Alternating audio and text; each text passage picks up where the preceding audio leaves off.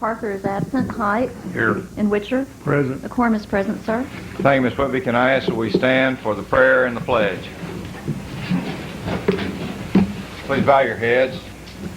Dear Father, we thank Thee for the city of North Little Rock and its citizens, those who visit and those who work in our fair land. We ask You to give this council guidance as we make the determinations about the future of our community. We ask for Your blessings as we try to make the decisions that will make this place a great place to live, greater place to live for our children and grandchildren, and entrust us with the wisdom to give that guidance. Bless those who are serving in our military, all of the men and women, certainly those that are in harm's way, and let them know that our wishes and prayers are with them and their families. In the name of Your Son, Jesus Christ. Amen. Amen. I pledge allegiance to the flag of the United States of America and to the republic for which it stands, one nation, under God, indivisible, with liberty and justice for all. So moved.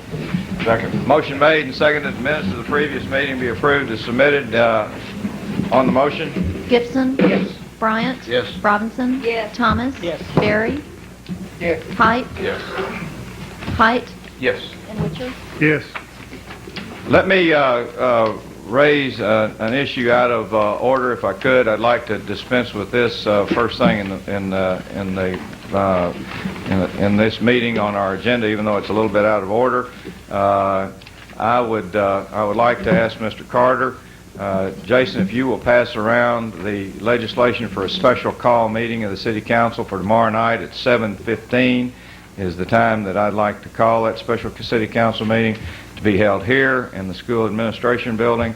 I think many of you know, and I want to certainly thank all of you who are here on this issue with regard to this city going forward with trying to increase the size of our Senior Citizen Center and the services that it provides, as well as to build a ballpark that would house the Arkansas Travelers.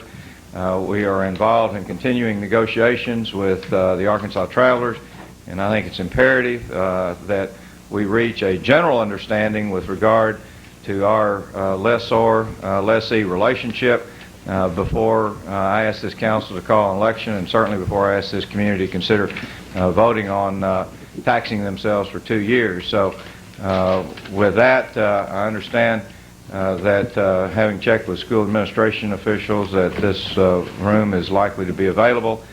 So at 7:15 tomorrow evening, I'm asking all of the council to reconvene, noting the time is presently 7:04, and we'll discuss this, and hopefully by that time we'll be able to have a general understanding with the with the traveler organization with regard to how we can jointly move forward to truly creating an environment in our urban area that will be, as I ask the good Lord to give us those guidances for our children and grandchildren. So with that, I'll certainly stand for any questions from the council prior to moving on. So that will be a special, not from the audience. That'll be this is any questions from the council. I'm sorry, this is not the appropriate time for that.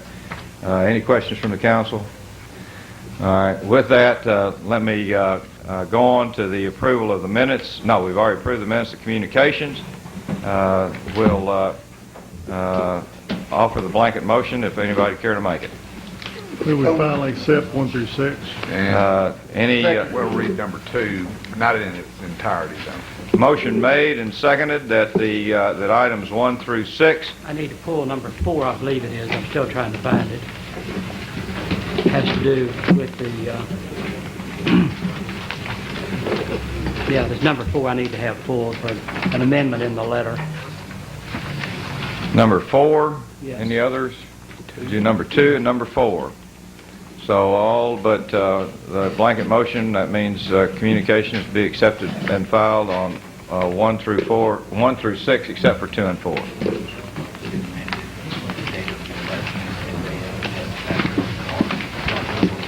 Won't you just tell us from the,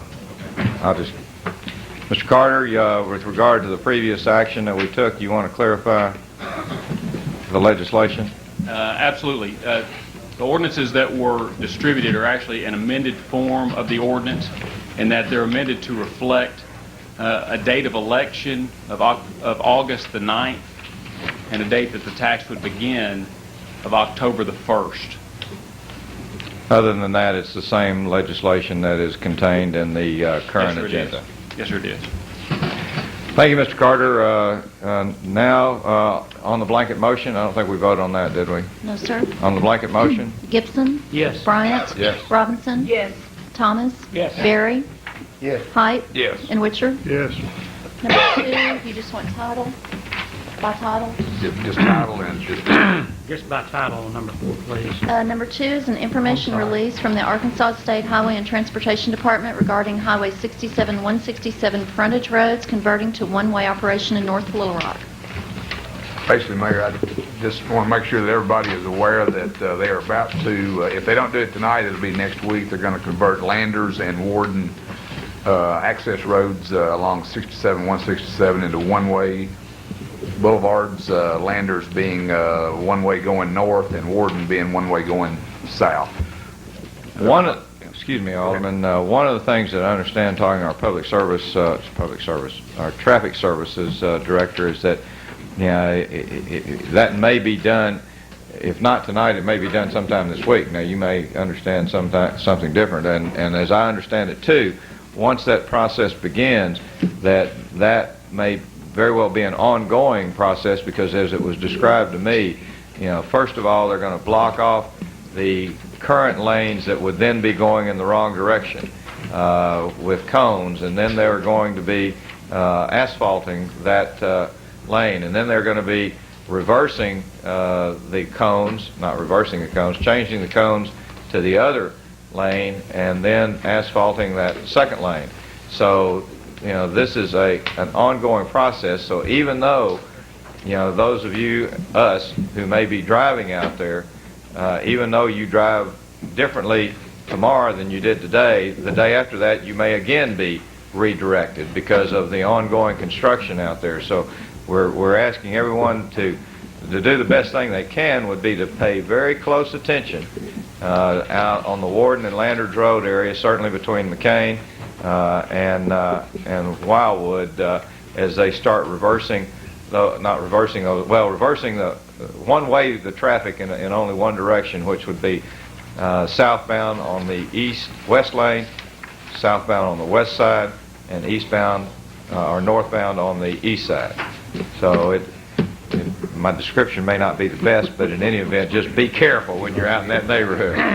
I'm glad I'm not flying with him anywhere. I'm glad I'm not flying myself anywhere, thank you. But just be careful in that area over the next several weeks as they go about that process.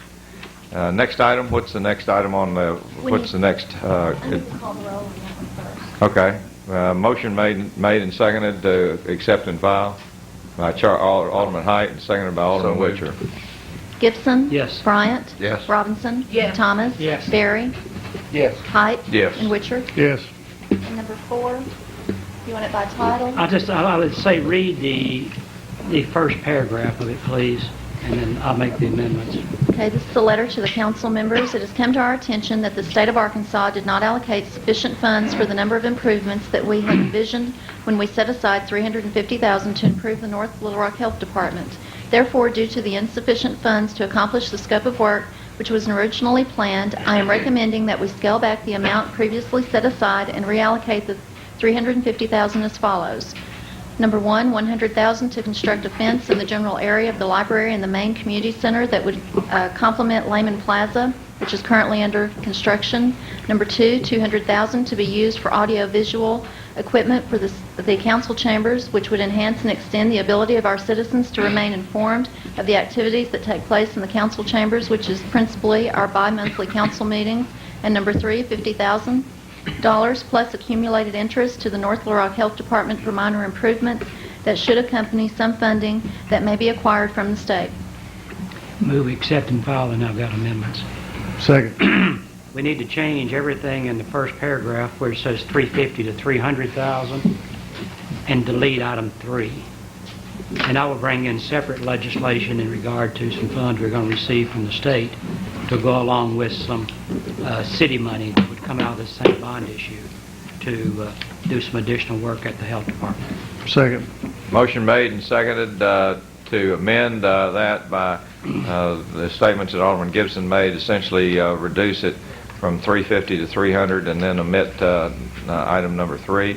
All those in favor? Ms. Whitby, would you please call the roll? Yes, sir. Gibson? Yes. Bryant? Yes. Robinson? Yes. Thomas? Yes. Barry? Yes. Height? Yes. And Witcher? Yes. All right, now I think we just go ahead and act on the motion, the motion to accept and file. I think that was Alderman As Gibson's amended. amendment, yeah. And that's Alderman Witcher's motion. Alderman Gibson seconds, accept and file as amended. Gibson? Yes. Bryant? Yes. Robinson? Yes. Thomas? Yes. Barry? Yes. Height? Yes. And Witcher? Yes. And if, I don't know if there's legislation to be needed. I don't assume that there will be based on that vote, so we'll ask Alderman Gibson to address the Section 5, or Section 3, the replacement of that. Separate time, yes. We'll be happy to work with you on that. Thank you. Any other communications? I think that's it. Presentations. Dr. Lambert, would you come to the microphone? I think we've got a piece of legislation, don't we, Alderman Height? Yes, we do. And if I could, without objection, go ahead and, what's that number? RO 587. Excuse me? RO 587. At the conclusion of Dr. Lambert's presentation, we'd like to take up that legislation. And I first of all want to thank Dr. Lambert. Rob has been active in, and he is a resident of our community, has been active in working with us to ensure that the outside territory of North Little Rock, and I might add also Little Rock, as we're connected by the medical mile, has in large measure a result of Dr. Lambert's action. He's a cardiologist, and I had an opportunity to join him on a ride to bike work, one of the first ones. We sailed out of Lakewood Village and around the corner a few times, and ended up at Baptist, New Baptist, or North Little Rock Baptist, and that was, excuse me, In a downpour. and a downpour. But we're looking to continue to make this city bike friendly. I want to add that I had a chance to ride our trail yesterday, as a matter of fact, and went out to the to Murray Lock and Dam, and happy to report that the pillars are going up for what will be the longest pedestrian bike bridge in the country, that was built initially and solely for pedestrian and walking and bike riding use. So with that introduction, welcome, Dr. Lambert. Thank you, Mayor and City Councilman, Councilwoman. I'm Rob Lambert. I'm a resident of here in North Little Rock for the last 19 years and a cardiologist in our community since 1986. And in the next 8 minutes, I'm going to present a proposal to expand the exercise trail system in North Little Rock. I've got a PowerPoint presentation behind me here that I'll try to show as I talk. First, some background. 9 years ago, the North Little Rock City Council approved a bicycle plan as a means of obtaining federal funds for street improvement. And this was the article in the Democrat Gazette in October 1996. Some things don't change. This is an article from the North Little Rock Times. I was here with a lot of fellow bicycle enthusiasts urging its approval then, calling for a simple loop around the city. And so yes, we're back. As a result of the adoption of that plan, the city was able to get federal funding to widen the North Hills between Interstate 40 and the Lakewood Nursery, as well as the creation of a spectacular exercise trail along the river.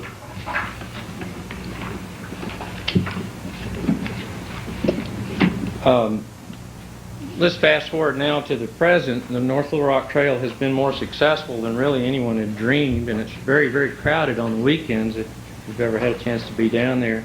And as the mayor mentioned, as a result of this enthusiasm and popularity, an $11 million bridge is being constructed over the Murray Lock and Dam.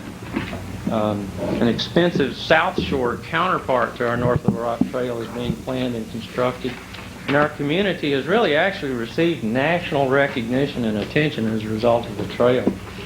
My proposal tonight is that we continue the success and expand the Riverfront Trail to connect all of North Little Rock's neighborhoods, schools, and shopping areas.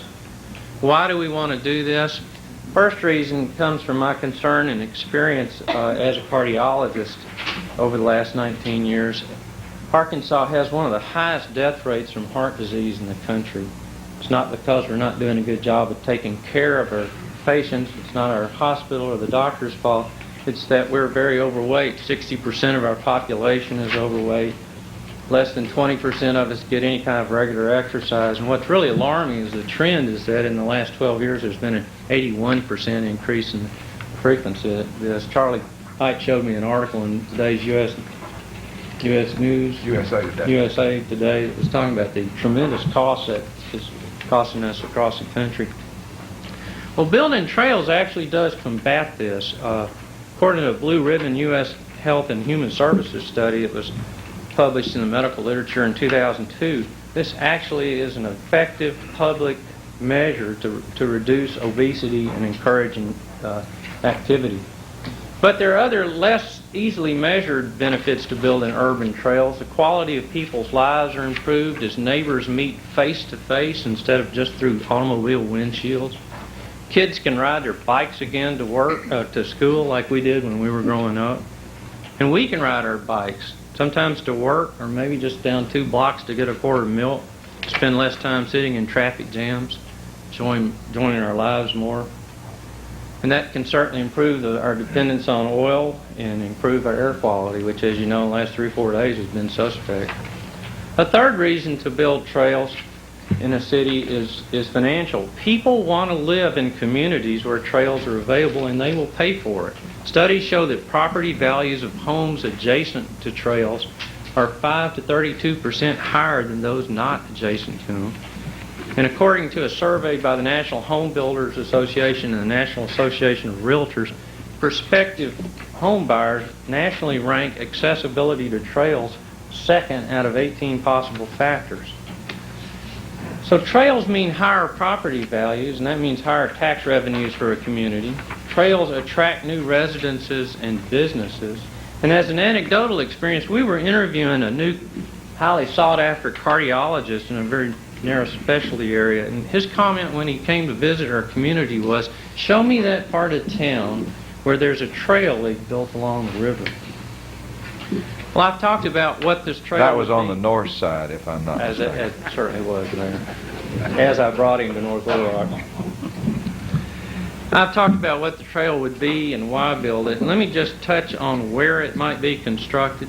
Some of the parts of the route might be, we think, kind of obvious. The existing North Hills bike lanes could easily be extended to the East Campus and the Lakewood Middle School. Down, the only logical place or easily accessible place to go south is through Dark Hollow. It's the only place we can get across Interstate 40 and through the railroad track. So our committee that looked at this suggested that as one possible route to allow people to get to Alltel and the River Trail. And to note that what we've done by this particular section is provide a link for a lot of children to ride their bikes to school again, or for Lakewood residents to get to the River Trail and downtown by bike. Another section that our committee felt was obvious was to make Burns Park accessible to cyclists and walkers by creating a path along Joe Post Drive beside Military Road over to the Amboy neighborhood, and then connect it to the wide shoulders of Donovan Briley.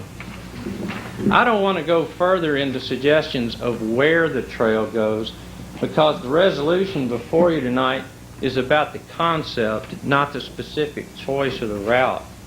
It's about connecting all of the neighborhoods of our city into a trail system, not just for cyclists, but as an amenity for everyone to use. Walkers, parents with strollers, people walking their dogs, everyone of all ages and of all economic means. Finally, let me just mention the last obvious question is, how could we build a city trail? And again, please understand that the resolution is about the concept. It's not about, doesn't specify where the funds would come from to build it. Obviously, it would have to be built in sections. As funds came available, but there are federal transportation enhancement dollars available. There are state funds available through the Trails for Life program that our own Senator Tracy Steele made available through the tobacco settlement money. And let me mention also that public-private partnerships to raise money for the trail are a real possibility. Our cardiology group, Heart Clinic Arkansas, partnered with the city of Little Rock, for example, and to date we raised over $800,000 towards the completion of the river trail on that side of the city. Well, let me finish with 3 quick points. First, there is widespread and popular support of our river trail, and there would be broad support to expand it. We need it for the health of our citizens, and supporting the resolution would be another step towards making North Little Rock an even more desirable and progressive place for families and businesses to relocate. Thank you. Any questions from the council to Dr. Lambert? Alderman Height, are you? No, I'm a supporter of this. So let me, without objection, then, which is good. Alderman Height, I know, wants to co-sponsor this. Without objection, I'd appreciate that. ask him to do that. And then, without objection, Ms. Whitby, I'd like to call that legislation. Yes, sir. A resolution expressing support for advancement of a bicycle system providing a loop and center route within the city. I move for adoption. Is there a second? Second. Any further discussion on the motion? Gibson? Yes. Bryant? Yes. Robinson? Yes. Thomas? Yes. Barry? Yes. Height? Yes. And Witcher? Yes. 7-0. Doc, you just passed your resolution. We've taken the first step, and one of the key parts, I think, in passage that is that you said no money at this point. At this point. At this point. We'll reserve that till a later date. Absolutely. Although we have invested significant dollars, and our river trail, as the doc mentioned, is probably, in my mind, the best in the country. And obviously I'm biased, but those who hadn't tried it ought to. It's young, old, and all in between. Mayor, I will add that Dr. Lambert did indicate that there are several options for funding in the future, and I'll assure you that each of those options and avenues will be looked into greatly. Yeah, Mayor, we've invested at the Parks Commission, through the Parks Commission, about $690,000 on the trail so far.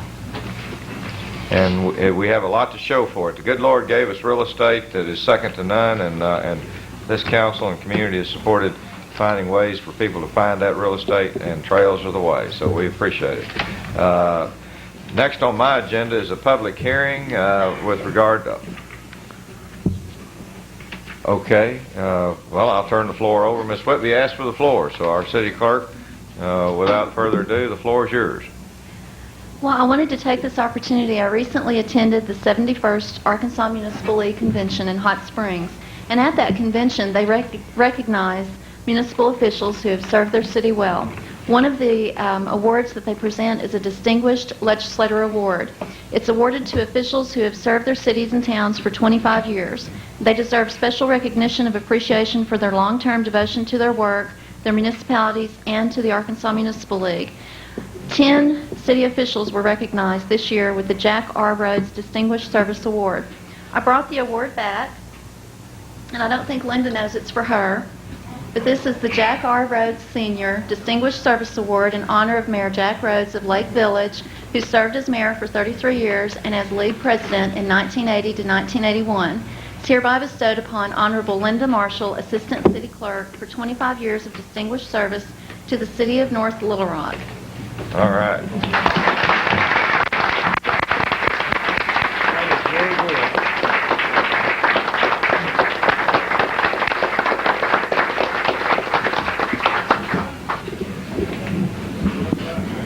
Linda, the Municipal League has recognized you for 25 years, but we recognize you every day, and we sure do appreciate your service, and certainly the joy in those of us who walk past the clerk's office virtually every day and never are at a loss for a kind word and a big smile, so we appreciate it. And she just getting started. Just getting started. Some people would consider that a blessing, others may consider it something different. But we're glad you're there, Linda. Thank you very much.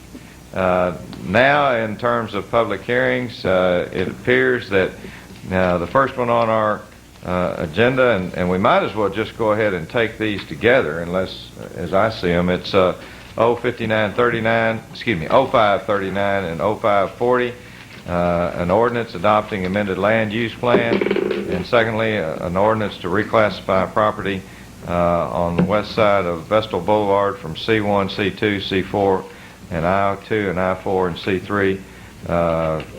So with that, let me go ahead and just sum up what I understand to be the issues. We'll open up the floor, and we ask you to feel free to comment. I'm asking you to make your comments brief, and please give the council the benefit of your thoughts. There is an opportunity with regard to the construction of a phased build-out of apartments off of Maumelle Boulevard, which is on the north side of Maulville Boulevard, out close to Counts Massey's Road. The concern and problem has been brought to focus is that there is a quarry operation in that neighborhood that has been there for 50 years or better, and that quarry operation requires blasting. So there's a great deal of concern about mixing residential use with a commercial blasting operation. I understand there are a number of years remaining in the quarry, and so its continued use is assured. And I know that this issue was read twice before the council last council meeting, and at my request held for a public hearing at this meeting. This city has long been committed to trying to enhance residential growth. Our population, I know when I got here, was 65,000. It dropped a short year in the 90 census to 63 or 62, and then it dropped again this past census 2000 to a little over 60,000. So we've been declining in population. I do believe we've turned the corner, and yet we also don't want to try to do something that would ensure potential conflict. And I'm hopeful, because I know that and I'll editorialize just a second, I've had a chance to speak with parties on both sides. We have a great deal of respect and working relationship with McGeorge and Jeffrey Sand and Gravel, which have been long affiliated with the city, as well as the Vestal family and John Burkhalter, who we've worked with in our wastewater department, along with Kent Vestal, Haskell Dickinson. I mean, names that are long and well respected in the community on both sides of the river, and this council is extremely concerned about this, as I am, and we are committed to trying to make the wisest and best decision on behalf of the future of that area of our city. And with that, I'll offer the floor to any other council member before I open it to the public, and then we'll start with our public hearing. None appearing. Where our public hearing is convened, the microphone's open. I'm not going to try to give you any order. Just come up, identify yourself, and try to be as brief and succinct as your comments as you can. It would be my intent, subsequent to the hearing, I know it's been read twice, to call this for consideration by the council, and certainly whatever the council's pleasure is. I know I did request earlier in the day that every effort be made to try to find a line that the parties could live with. I'm sure someone will tell me if that effort was successful. With that, the microphone's open. Good evening. My name is Kent Vestal. I appreciate the opportunity to speak with you all tonight. I will try to keep my comments brief. As you'll soon find out, I'm not a great public speaker, so I have my fine professionals with me, Mark Stodola, David Jones, and Mike Mahler are going to speak on behalf of the project. Mr. Mayor, Alderman, Alderwoman, on your website you have enumerated several strategies for your future vision of the city of North Little Rock. Among those strategies, you state attracting new restaurants, shopping, and leisure and entertainment centers, and expanding our population base.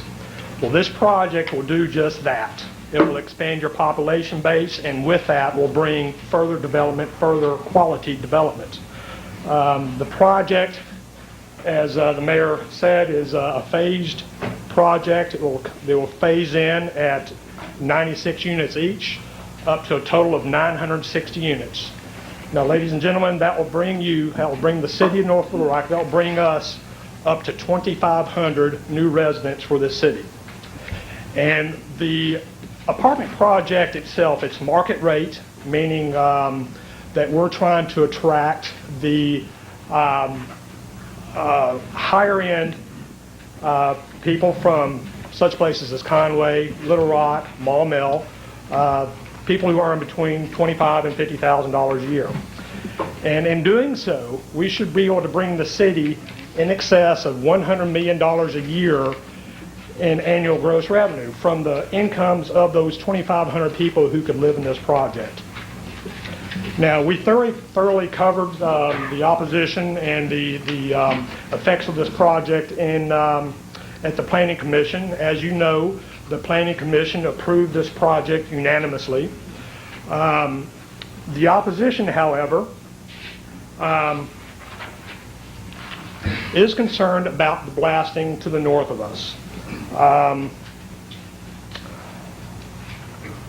can understand their concern. However, my point is that if the opposition, first of all, the blasting is regulated by Arkansas state law. I hope y'all received the packages I placed on your desk. I did place packages that have the state law and the federal law attached to it.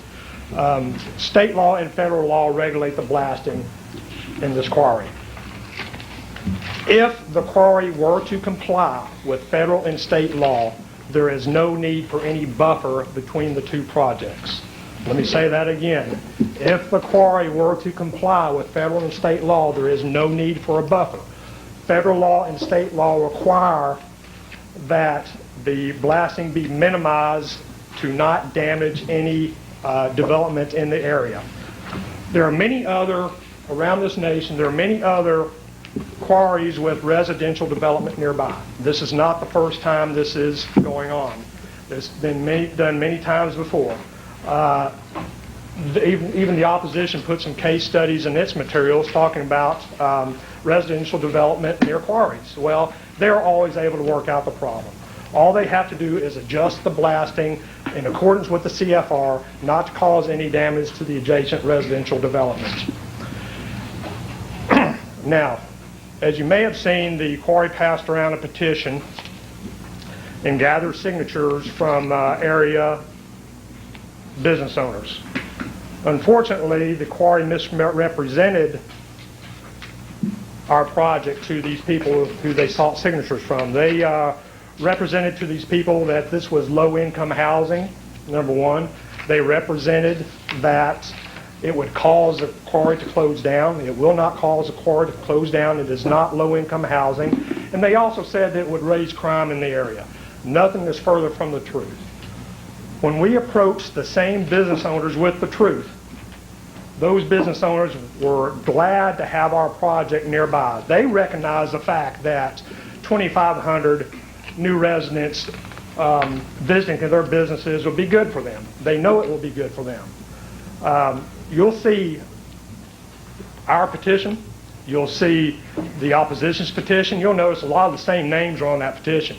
Once they knew the truth about this development, once it was not misrepresented to them, it was represented to them correctly, they were glad to have the development nearby, and they were all in favor of the development.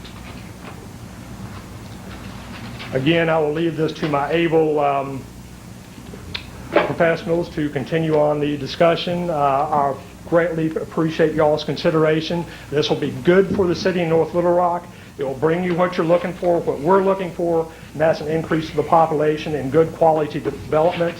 And it will not in any way be cut back on the quarry's operations. It just won't happen as long as they comply with the law. Thank y'all very much. Appreciate your time. One quick question. Something tells me y'all did not reach an agreed-to solution.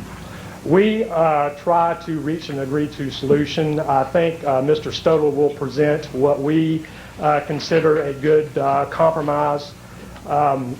The quarry suggested that we have a buffer of 800 feet. Well, I think Mr. Jones will show you that our project will not fit in where we have an 800-foot buffer. However, we can agree on our side to do a buffer of around, or not request rezoning for the northern 585 feet. And I think that will certainly allow for an adequate buffer between the two projects if a buffer is deemed necessary. Again, I don't think a buffer is necessary, but again, we want to do our part certainly to compromise this issue, and we will certainly do our part. But we got to be able to build apartments too, and and so we will offer a pretty good proportion of what they want to use as a buffer. If I could, thank you very much. Thank you, Mayor. If I Thank you, could, Alderman. it might be a good idea, and unless there's an objection, I don't have a problem with going back and forth, because that's the way we normally do it. But if there's a presentation, I wouldn't have a problem unless the quarry folks do, to go ahead and let them finish theirs, and then allow y'all, and then anybody else, if that could be maybe the way we do it. So we've got parties that represent both sides. Let's go forward with the project, and then we'll go forward with the quarry operation, and then anybody else that wants to add in, if that's okay. I'd appreciate the audience kind of following those rules. And by the way, in talking about John Burkhalter being a friend, his wife Penny we want to add to that list too.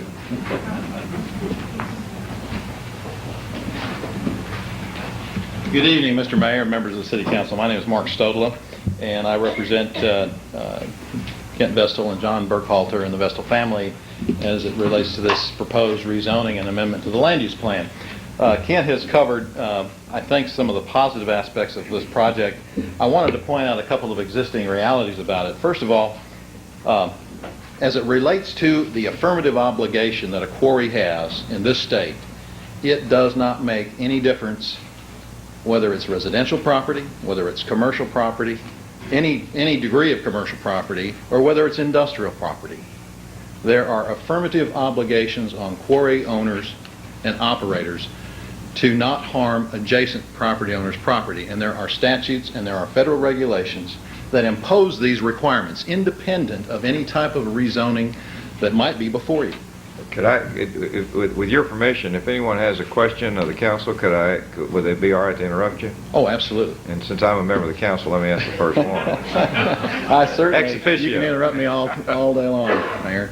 Does that vary with the different kinds of uses that are adjacent? For example, is there a different set of regulations that govern residential versus industrial versus commercial?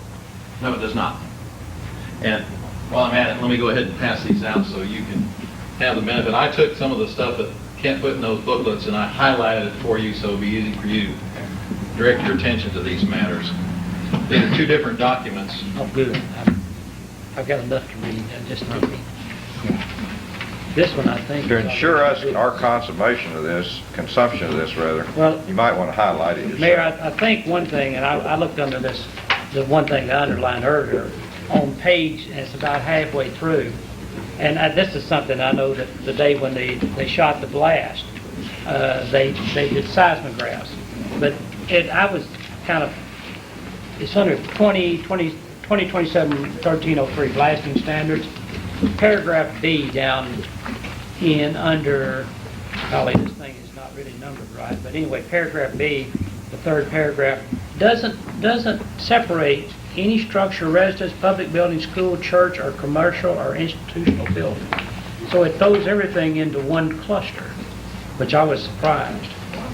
That's under the correct. blasting standards. But the point that I'm trying to make as it relates to the fact that it doesn't differentiate is that the existing zoning on this property, as I know Robert Voiles can further elaborate on, is C2 and C4 on portions of it, and a request to rezone that portion to C3.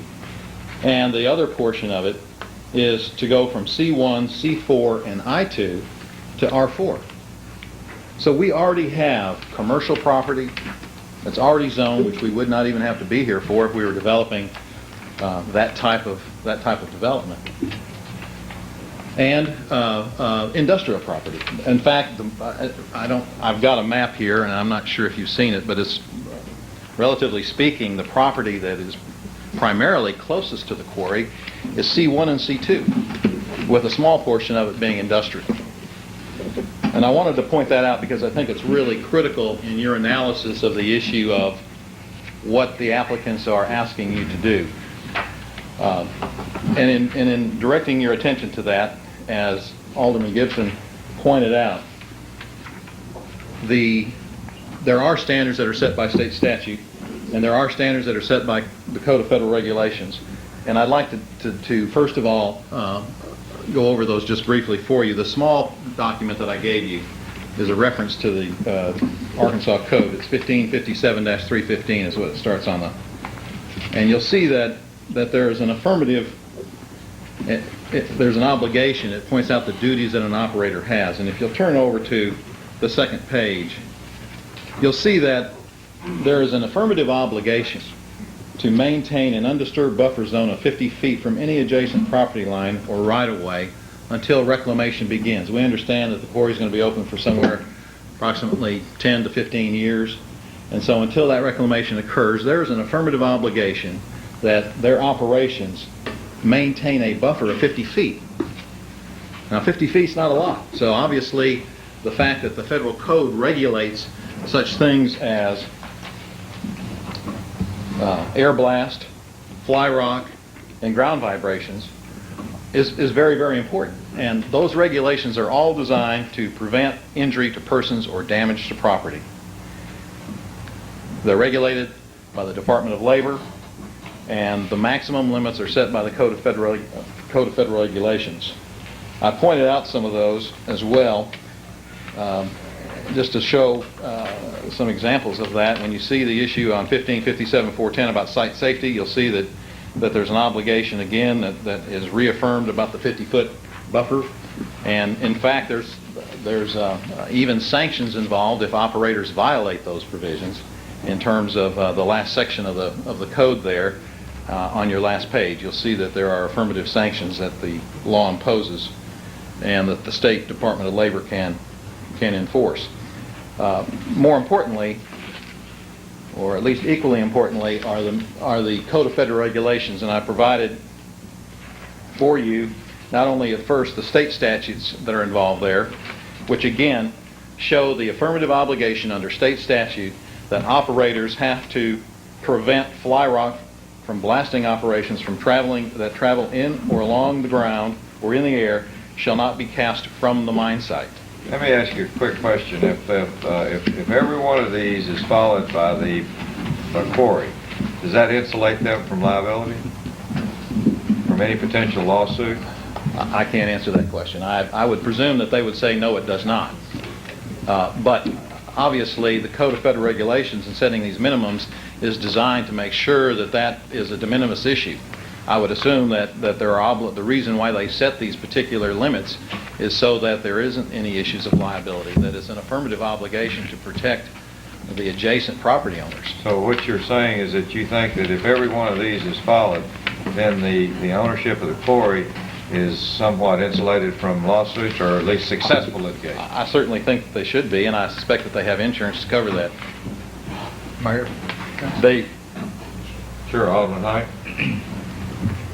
In the present state of the zoning out there on Maumelle Boulevard now, with the quarry and Mr. Vestal's property, as it is zoned now, if we make the change, how does this affect the quarry as far as compliance is concerned? Are they in compliance now? I can't answer that question. I can't answer whether or not the minimum limits that are set by the federal code are being adhered to. But if we change the zoning out there, change the land use, change the zoning, would the quarry be out of compliance if we made that change? Not if they're following the law. Well, I think there's Alderman Height and Mr. Boyles can answer that. I think we change it, and even though if it covers, I don't think it covers their territory, but even if it did, it'd be a non-conforming use, because they were there and they're doing proper business and have been there for. As it is now. Correct. There are two other, as I pointed out, there are two other areas on these statutes that I'd like to draw your attention to. If you look at the very back, it's page 1 of page 3. It's on Title 30, Mineral Resources. You'll see Where are again, you? Where are you? it's the very last 3 pages of the document, 4 pages, excuse me. You'll see that it points out the general requirements that blasting should be conducted to prevent injury to persons, damage to public or private property outside the permit area. Outside the permit area. And then again, it really replicates the language that's in our state statutes as it relates to air blast and fly rock. You'll notice under fly rock, again, it says that, and it's a very mandatory language, it shall not be cast from the blasting site beyond the permit boundary. Now, what about vibration? If you'll turn the page, the issue of particle velocity and ground vibration shall not exceed the following limits. And then it goes on and lists those limits. If you look down at those numbers down there and look at the middle, those are footage distances. And you'll see that the middle one is 3,001 feet to 5,000 feet. The maximum allowable peak particle velocity... Is that 3,001 or 301? 301, excuse me, 301 to 5,000. The maximum allowable peak particle velocity is exactly the same, whether you're 300 feet away or whether you're 5,000 feet away. Now, Mr. Vestal pointed out that as an attempt to accommodate this, try to come up with some compromise, and have not reached that at this point in time. I would submit that these affirmative obligations about beyond the permit area in terms of fly rock, in terms of following these, are going to be exactly identical the same whether this property is rezoned or not. As a matter of fact, you've got a lot of activity that is already within close proximity to the quarry itself. If I could show you for just a minute.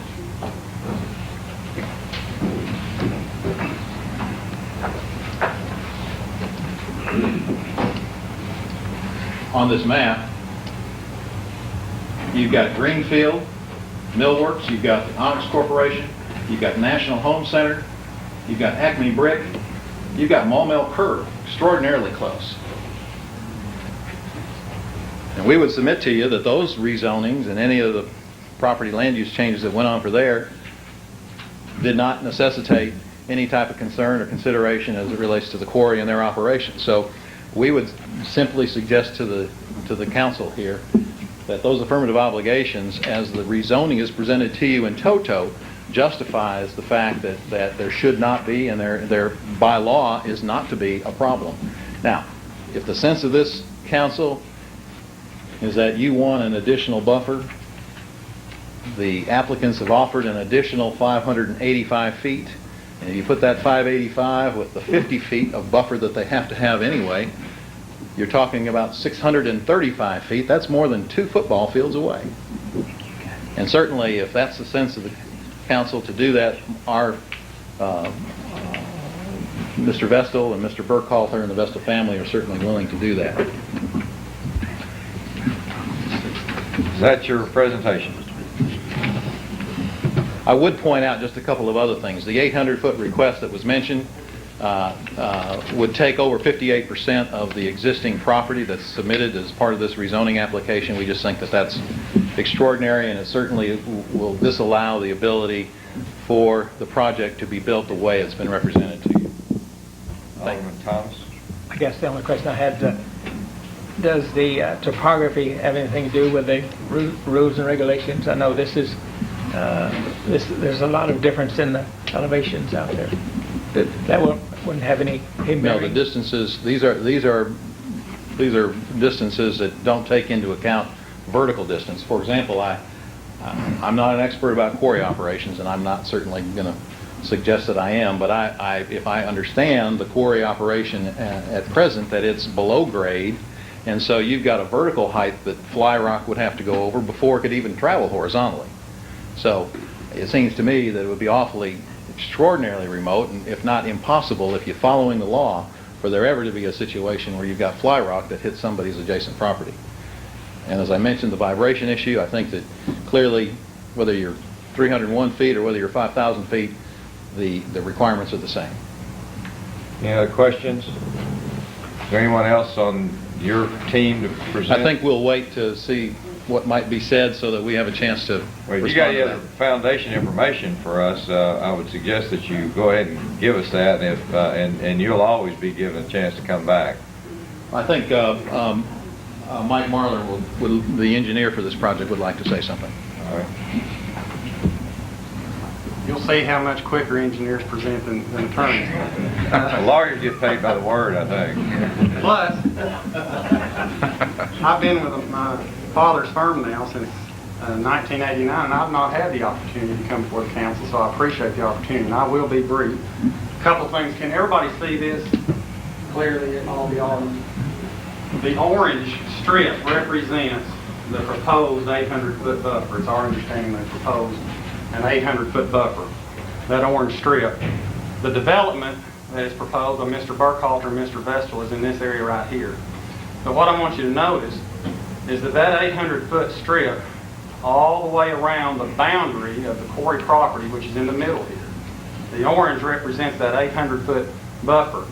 That equates to 410 acres approximately, which would also equate to, if we were talking about just single-family residential, 1,200 potential homes, 1,200 potential families in that buffer strip.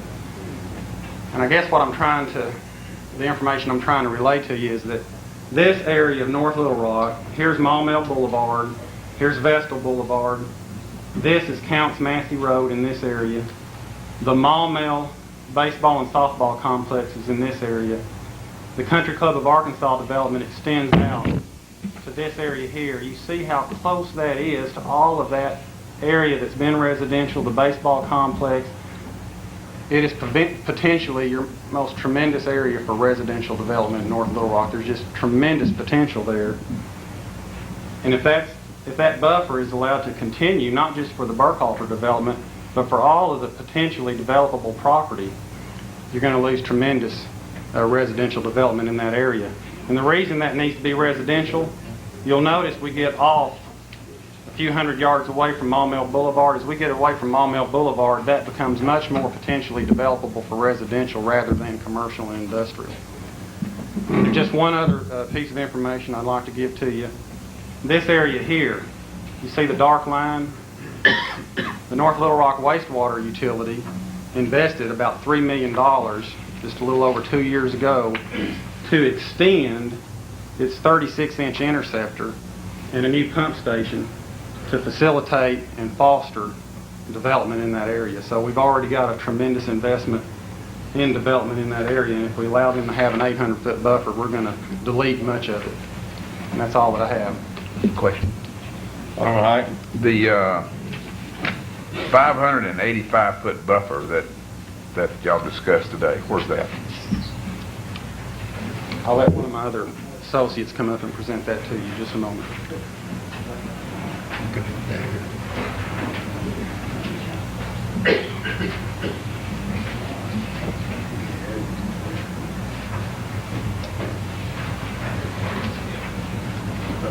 This is David Jones with my office.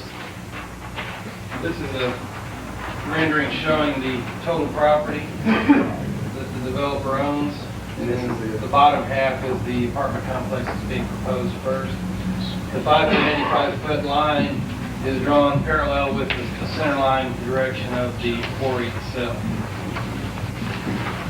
The 800-foot line that they were proposing of 800 feet from this line, which the quarry sits over here, would have cut right through the middle of all this, taking out at least 6 buildings of the first couple phases and 32 acres of the property phase. This is the proposal that the developers are asking if you would like to have a buffer.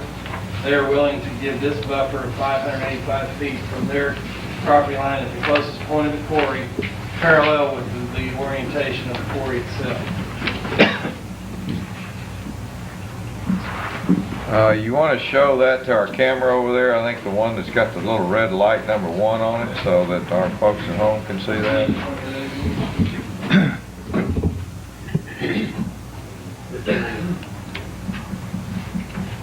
That's fine. Any other questions? Mayor, Alderman Witcher? please. Mr. Barnard or Mr. Jones or Mark, or one of the other, how would you convey the 585 feet, and under what conditions would it be conveyed and or held as a buffer? Be a question our Or client. Mr. Vessel? Okay. That's a developer question, not an engineer.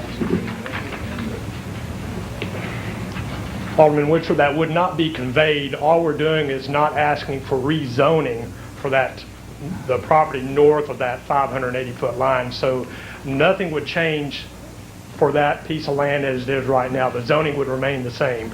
It's I-2 and I believe C1, I believe. So nothing will change. The zoning would stay the same. Nothing changes.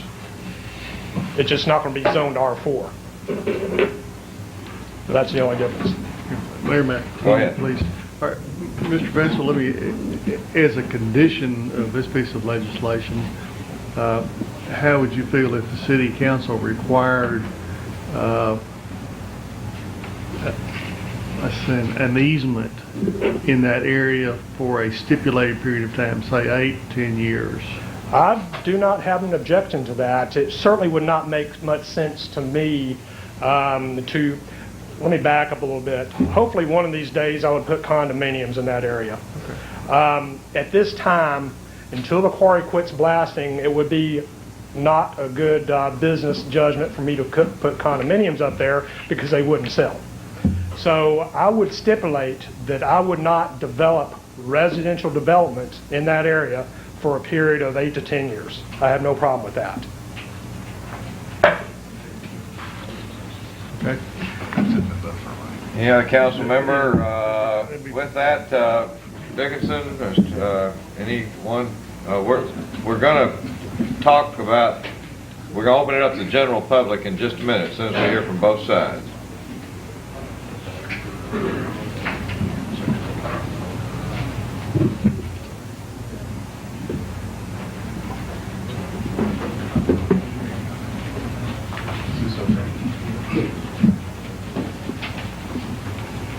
Well, I wanted to, before we introduce myself to the board, I wanted to show the public that this big area up here is light industrial, and that's what your city chose in 2002 because the existing uses of that property. This is what your land use planners chose because of the kind of people, kind of businesses that are in that area. This is the rules that were set down for businesses like ours and for future businesses that bring jobs and payrolls and spend money in your city. Now this is a little misleading here because what this actually is a big quarry that sits right in the middle of it. We need to do our best, Haskell, to talk to the microphone. All right, I believe they can hear it, but I'll talk about that. That's the Haskell Dickinson. Yes, I'm Haskell Dickinson. I represent McGeorge Contracting Company, and I'm the president of the company. Before I get on with my statement, I would like to address several of the things that have been mentioned so far tonight, and I'm sorry that they took so long. Now it's going to force me to go longer than I know would be convenient for you all, and I apologize for that in advance. We're here to listen. Take your time. The first part of this is that there are probably 10 million or 12 million tons of rock in this quarry, and at the present rate it's going to take right at 15 years to quarry it. And it's not going to go much faster because the city, as you know, is not growing that much because you know you need the jobs in order to get the people to come here to make it grow. The next thing is that what did the engineer say? We were talking about the amount of land that he had available for apartments if he wanted to without coming to see us. And if we did have the 800-foot buffer that we need, he also has a lot of land down here that is zoned commercial that if the city really needed the apartments and he couldn't sell it for industrial or commercial, he could go back and rezone his own land and get most of back what he wanted before. I think it would be interesting to talk just a minute about blasting laws and regulations. Probably there's no one more familiar with that in this room than me. And one of the reasons is because... Haskell, let me just suggest, these of us up here are the ones that vote. Oh, okay. So you Sorry. might want to talk to us. But the women, we got women on both sides, I get confused. Okay. Probably nobody knows more about blasting and regulation in this state than I do and our company does, because we helped write the state laws. And to give you an idea about it, one oversimplification that I think proves the point is that Mr. Stodola mentioned a 50-foot buffer. And the 50-foot buffer has nothing to do with anything that he talked about. The 50-foot buffer has to do with the lateral support of the rock or the quarry that abuts the adjoining owner's property. And as long as you have integrity, that's about the integrity of the rock or the mine, because what they don't want is for a mine to slump to one side and slump off somebody's property. That's what that's about. That's all it's about. And it's a very important issue, and you have to have permission if you get closer than 50 feet from somebody's property to be able to quarry your mine closer. So it really has nothing to do with what he said, and that's exactly what the state regulation says. Now, the federal regulation on blasting talks about a vibration of 2 inches per second is about the limit at which you go over. If you go over that limit, you're going to perhaps cause structural damage. Now, we've been blasting in Arkansas for 70 years. And at our quarries around in central Arkansas and Granite Mountain quarries in particular, we very seldom have a vibration of over 0.1 inch per second. And sometimes it doesn't even trigger. So the federal government requires 2 inches per second. The state requires 1 inch per second. And we hold ourselves down to about less than 0.5 inches per second. So even if the state and the federal, even whatever they said about rules, we are 4 or 5 times more stringent on our own conditions than they are.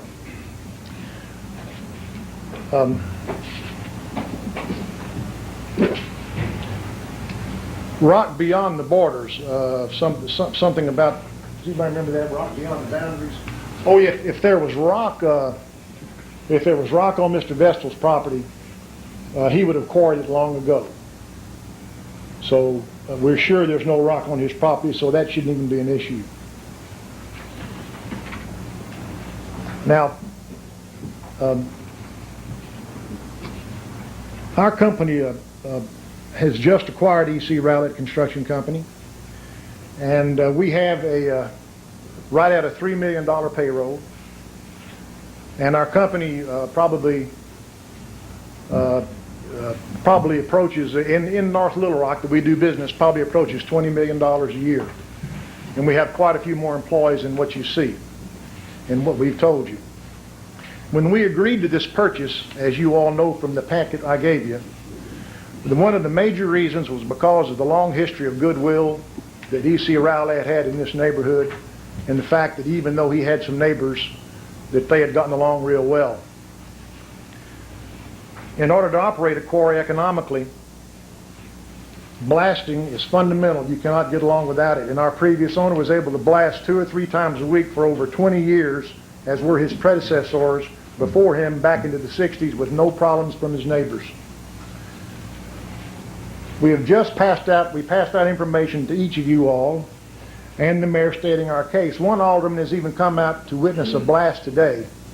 And I can't imagine how the council can even consider a decision to rezone without actually seeing what we do and understanding it better. Tonight you are considering the changing of a land use from light industrial and commercial in some cases to multifamily. As a quarrying company, your decision is an absolute threat to eventually shut down our business. We really don't believe you want to treat a 40-year-old business that has provided such goods and services to your community that way. And what kind of a signal does this send to a prospective business bringing jobs to your community? In the recommendation of the Planning Commission, which I'm sure you all have, of about 6 weeks ago, rezoning was contingent in the recommendation of the staff, and I'll read it to you. They were going to approve this rezoning on condition that the development provide funding for a signal on Vestal-Maumelle Boulevard intersection and that adjacent quarry operation agree to forego future use of blasting.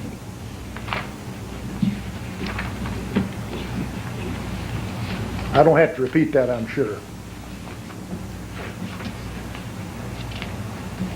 Well, this is impossible. We shall continue to blast at least 2 times a week for 12 to 15 years. So it appears to us that the resolution of the Planning Committee is dead on arrival here tonight.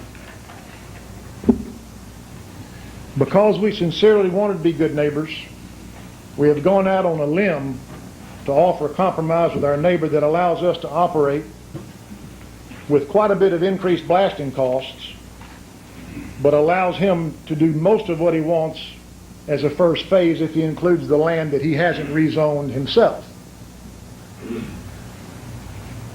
Normally we can blast, in most cases, and I'll say in most cases, with the city of Little Rock and other places, we try to leave at least 1/4 mile buffer. And that's quite a bit more than 800. At 800, we're scared to death of the lawsuits, of the complaints. But in your packet, you all have a, this is what the Marlar engineering fellow was talking about.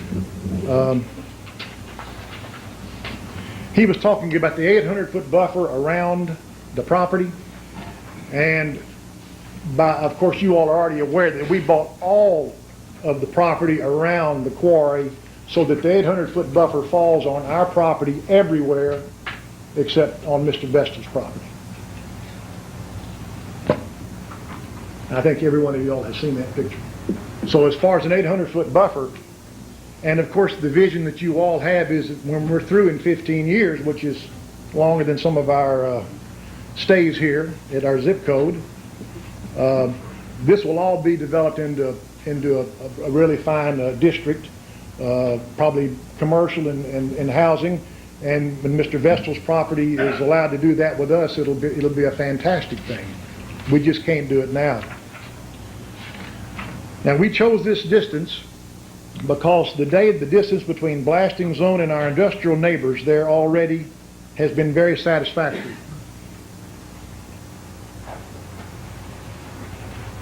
These are our neighbors. That is the area of our blasting. You can't get any closer than that. That's 800 feet. That's not all we need. But if you come down here to our south boundary, 800 feet across here will satisfy us that we can, even with increased costs, make this work for both of us.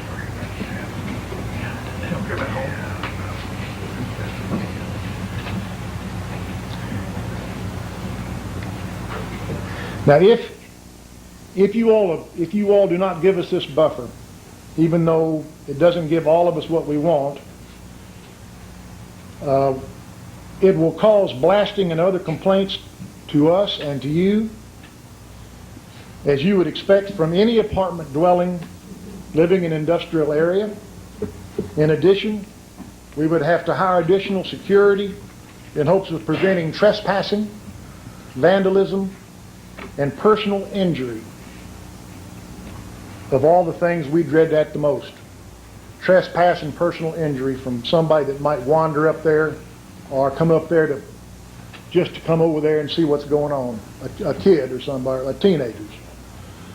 So because of all of the above reasons and the following one, we are opposed to the rezoning without a buffer minimum of 800 feet in which property they can continue the developing as light industrial.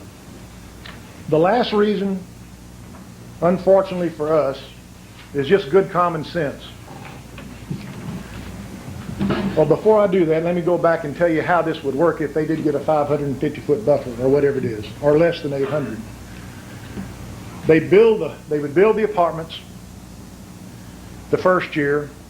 By the end of the third year, the complaints would be growing. By the end of the fourth year, they'd have petitions down here to restrict our operations, which we would have to do because we couldn't outvote them.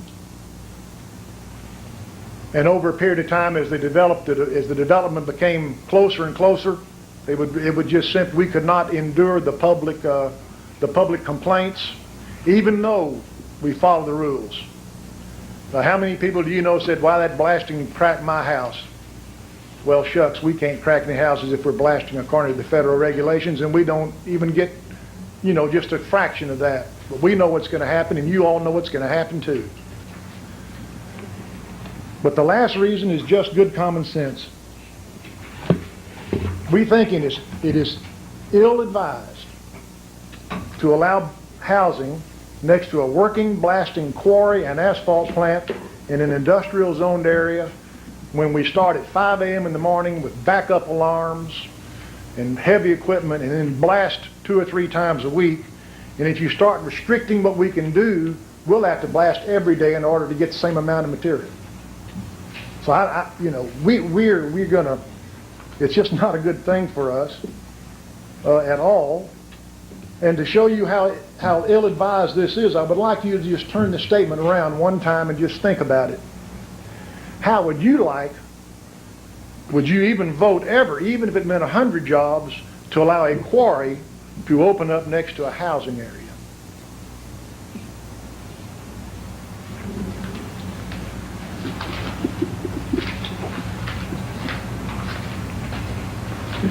And I'd be happy to answer any questions at all about it. I heard you say 5 a.m. And I noticed that the policy, I think, said from sunrise to sunset. So what is an average day for your company? Well, one thing is interesting is that a lot of the city streets that you all have and other county streets is a requirement that they are done at night in order to do it where there's no traffic, so our asphalt plant runs at night a lot. Okay. And the backup alarms around the plant. And of course, in industrial customers, they're gone home. They don't know about that, but the people that are living there, they're going to know what's going on at 5:30 in the morning when we crank up the plant and crank up the equipment. So we kind of know that's not going to be much fun for anybody. So if you rezone it to residential, then that's what happens to us. So your day began at 5? A lot of times we do. And it ends at? Well, we're not going to crush or blast after dark. Okay. Alderman Witcher? Quick question. All right, Mr. Dickens, I probably need to call on Mr. Voiles and ask him about the staff recommendations that you referred to. That was my question. Mr. Voiles, Mr. Dickens referred to staff recommendation regarding both a signal light at for Vestal and Momel Boulevard, and then the quarry operation agreed to forego future blasting. I note that neither one of those requirements are in the legislation. Staff writes its reports prior to the public hearing, Okay. of course, and I was having a difficult time visualizing an apartment complex next to an ongoing blasting operation. I believe that was my attempt to be subtle at saying I can't recommend a rezone because of the apparent conflicts that might arise. I'll try not to be subtle anymore. Well, okay, all right, so the commission did not adopt either one of your recommendations? The commission did recommend that in phase 1 that the street would be widened, a traffic study would be done. Mr. Ernie Peters did a traffic study, and he said at a later phase a signal would be required. And may need some help on when that was. I believe that was an agreed-to thing, but that would be something we'd require under their plat review, site plan requirement, Rather than the and not a legislation. condition on rezoning. That would be like contract zoning, but we're handling first a land use issue of do we want to change the land use plan that shows light industrial there? And second, do we want to rezone the property? And then review the plat and apply conditions upon that. We did a review of the site plan. They have agreed to certain things. I believe it was street improvements under phase 1, traffic study be completed. It did not show the merits of the signal. We do know Maumelle Boulevard is very congested at that intersection, and we believe one will be justified. But the highway department requires traffic at a certain volume before they would support a signal, and phase 1 would likely not do that. At a later phase, we would think will. Okay, Mayor, if I can continue. Sure. Okay, because of the sensitivity of this, I'm going to ask Mr. Carter, Usually- should we have this? Well, usually conditions on development attach at plat review, as opposed to the zoning of the property. Okay. In other words, the burden that's going to come with the development does not come with zoning itself, it comes with the development. That will, whatever that may be, and which comes through plat review. So then they can look, it gives our good planners an opportunity to look at what is being done and to say, what kind of street improvements need to be done, screening, sidewalks and things of that nature. Okay, would then, if they come to an agreement regarding an area that we want to use as a buffer, would that be the same case for that, an agreed-on buffer area, like the 585 feet that the vessels have proposed? That will reduce the amount of potential trips generated out of that area for residential. Well, okay, all right, let me ask the question another way. Okay, all right. As they plat the area, and provided there is an agreement for the 585-foot proposed buffer that Mr. Vessel mentioned, would the plat process provide for that at that time? I'm asking what the agreement was when we required the signal. We're going to do a traffic study, And then- after phase 1 is completed, we'll see if the state highway department requires us to put in traffic. And we believe it would be required, but after phase 1, not with phase 1. Okay, all right, that still doesn't answer my question about Yeah, I think a where buffer. Alderman Witcher's going for is how do we ensure that 585 feet be there? And On a temporary basis. Well, we do not rezone it. That would not allow any residential development in that 585. It just stays industrial. Or part of it's C1 and part of it's I2, I believe. Don't have a map. Mr. Witcher, I have to remind you of one thing, is that basically the highway department will allow a developer or a city to put in a stoplight under their specification regardless of traffic, i.e. what we did at Allen Street, what we did at 44th, yes, and what we did at 37th and 38th and Pike. In each of those cases, the city went to the highway department and said, while it doesn't meet your numbers, it makes it very difficult for people to transverse the city if we don't have stoplights there. And they allowed us to put in the signals. And so I guess at this point, they would not put in the signals at their expense, but they would allow the developers to put in the signals at their expense. We can require a signal if it's justified based on trip reductions. And the highway department is the one who has to allow us to put the signal in, as Alderman Whitcomb did. That still doesn't address the buffer. Right, and I understand the question that you're asking. And it's basically to require a dedicated easement in between. For a specified period of time. For a specified, right. I don't know if we'd characterize it as temporary if it's 12 years, but it's something that will go away at some point in time in the future.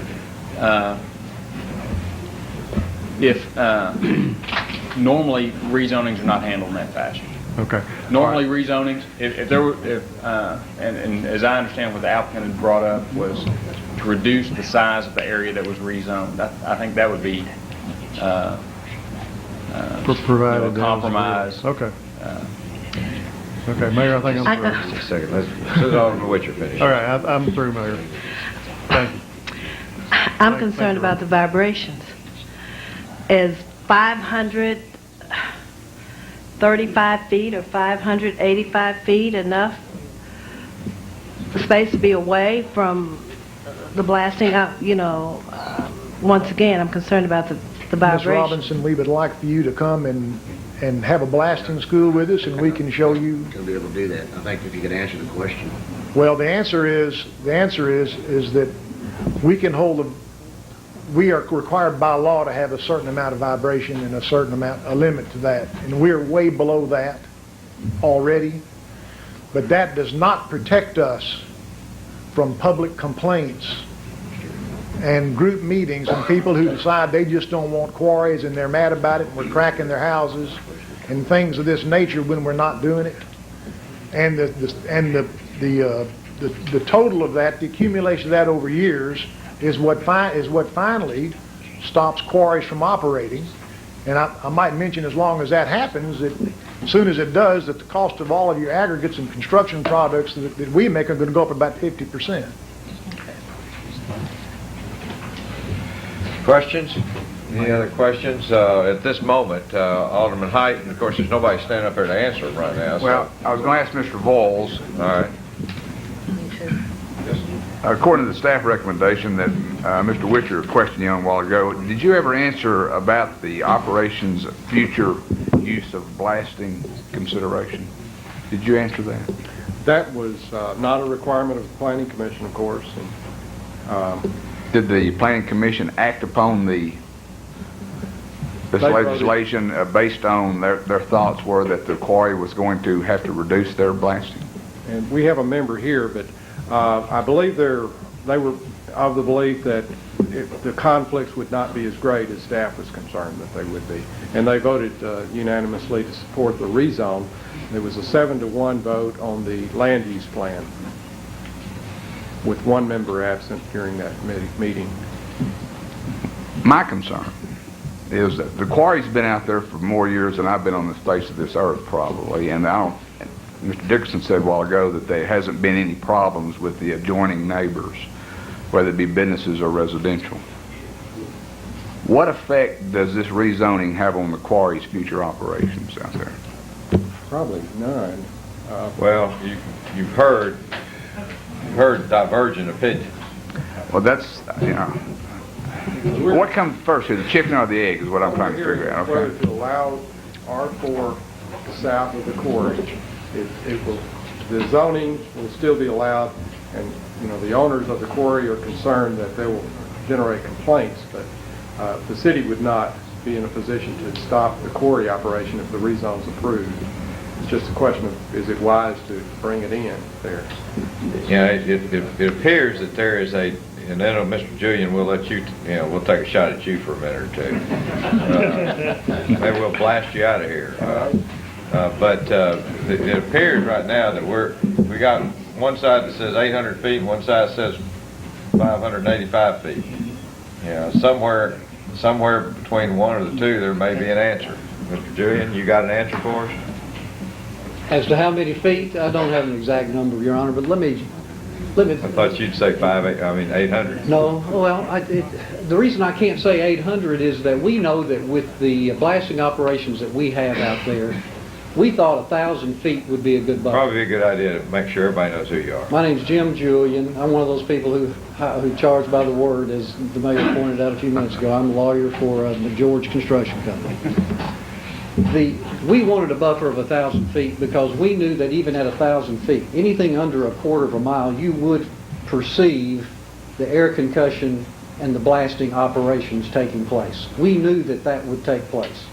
We tried to be as conservative as we could be in dictating what we believe the amount of the buffer should be to avoid the most complaints, and that's how we got back to 800 feet. We at one time wanted 1,000. We realized that was a significant imposition on their property, we cut it back to 800 feet. The reason that we did that was because we know those complaints are going to come. There's no way to avoid it. And to answer the question that keeps being repeated, and it was part of Alderman Height's question, is what happens to the quarry when you rezone this property and let residential uses in here? What happens is the same thing that happens to a number of my clients that I defend every day who are law-abiding corporations. They follow the law, but if their actions are deemed to be a nuisance to their neighbors, they are required to stop. Arkansas is one of the few states in this country that does not recognize as a defense to a nuisance claim that the person pursuing that claim, if they come to the nuisance in most states, if they move into an area that there's an existing use, they can't sue to stop that existing use because they have been deemed to have come to the nuisance. Here in Arkansas, we don't recognize that as a complete legal defense. It's an argument you can make to try to stop someone from suing you, but it's not a legal defense to the claim. And what happens is, in a court of law, in front of a jury of our peers, people who get concerned about the fact that blasting operations are going on, and they recognize that property damage is occurring, that windows are being shaken, and that pictures are falling off of walls, and they recognize that a nuisance is occurring, and they impose damages based upon our current lawful operations that would be affected by your decision to rezone the property and put residential uses next door to this industrial property. The zoning ordinance that the City of North Little Rock passed has this language with regard to industrial districts. The industrial zoning districts of the city are in locations that are compatible with the physical surroundings and to adjacent land use zoning districts. The standards developed herein are intended to protect industrial uses. That's why you have such a large area of that light gray color of that light industrial use. It's there for a reason. You want all your industrial users there together, and by plopping a residential use in the middle of this industrial use that you have platted on your long-term land use plan, you are inviting problems, and that's what we know is going to occur here. The 585-foot buffer, and I didn't get to see the diagram that was placed up here, and I don't believe it shows it. I'd like to just pass it. This was what was faxed to us today, and I'd like to pass this around. And it's this triangular piece of land is what they are proposing to give to us. Do y'all have that? Okay, I didn't know whether you'd gotten a copy of that. But that's the buffer that they're proposing. And as you can see on the northwest, the northeast corner of the land, they're not proposing any buffer at all. I mean, it tapers out to nothing. On the northwest side, there is a more substantial buffer. But what we are proposing, in order to most likely avoid the most complaints and problems, would be to extend that buffer across the all the way across the northern portion of their property. Do not allow residential uses in that area, and we will come as close as we possibly can to avoiding the kind of problems that we believe are going to occur. I hope I've answered the questions on the legal issues, but I'll be more than glad to answer any other questions. Any council member have a question? So, Mr. Julian, you're saying then as in a 585-foot buffer instead of an 800-foot buffer, is that correct? No, and if I said that, I want to make sure that you didn't. I want an 800-foot buffer across the northern portion of the property. Okay. I want that buffer to be restricted from any residential use. Could you answer the question about, it seemed like to me that one line was sort of east and west, and their 585 was sort of tapered around. Is that, help me understand that approach. This is my understanding of their buffer, Mayor, is that it's using the existing contour of the quarry as the measuring point. You see this contour line? And if you take the line that they are proposing, it follows that line. Is there some logic to that, or do you dispute that? No, we agree. Where we are quarrying is where the rock is, and we intend to go down. And there's been rumors that have been floated around that the reason we want this buffer, the reason we're trying to buy the land is that we believe there's rock there. There's no rock there. The rock is where the quarrying operations are going on, and we're going to be going down from here. But when you are blasting along the walls, as we will be blasting in this area, Are you going down or out? we're going down. Go ahead. Yeah, one thing that I think that is probably realistic for us to say is that somebody was talking about something concentric. Like if you started here, when you get to here, we are further than 800 feet away. But what we really want is, this is just to show you 800 feet. What we really want is an 800-foot buffer, which would maintain an 800-foot distance from our outer limits of our quarry, which don't extend any wider than this because there's no other rock here. So this line would actually go like this, would actually be more of a arc following the outcrop itself. So that's not the actual 800 foot that you're This talking? just shows 800 feet to where we have. So you're not proposing that line that's along the bottom, that white line? We're talking about 800 feet from where our quarry is. It would be like this. So the representation would be more like what they gave us for 585, is that what you're Yes, saying? except it was 800. And I wanted to mention one other thing about